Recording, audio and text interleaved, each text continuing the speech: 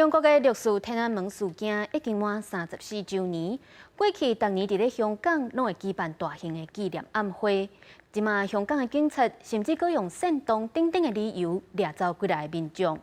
虽然六四事件伫咧香港已经变作是禁忌，毋过伫咧台湾、荷兰、甲法国、德国一寡所在，拢有发起相关的活动。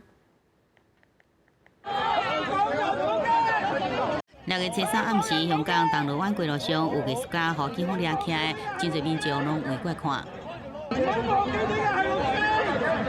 大声喊讲爱民众莫袂记六四，敢若看共一天，香港就几来人因为进行具有煽动意图这行为被掠起来，其中也包含台大研究生刘嘉怡。这是台大研究生协会是伫台湾发起声援，谴责香港警察的做法。和平哀悼无罪，和平哀悼无罪。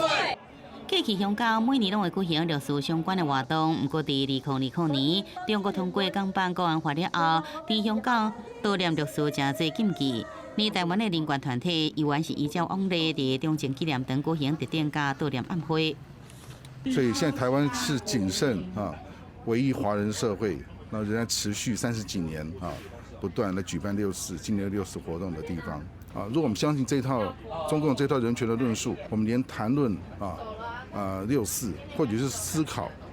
的这种权利都会被剥夺掉。抗潮顶面展示3公尺悬的 T6条复制品，甲其他国家的作品无同。台湾版的在地连结代表是保留去年互破拆破坏乌色分裂，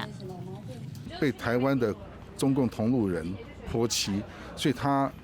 在台湾又有了在地的意义。我觉得至少台湾的现在目前政治制度来说是比对岸好很多的。我希望的是中国有一天可以民主化，使两岸可以和平的沟通，所以这是为什么我作为一个台湾人，我还要来这里纪念六四的原因。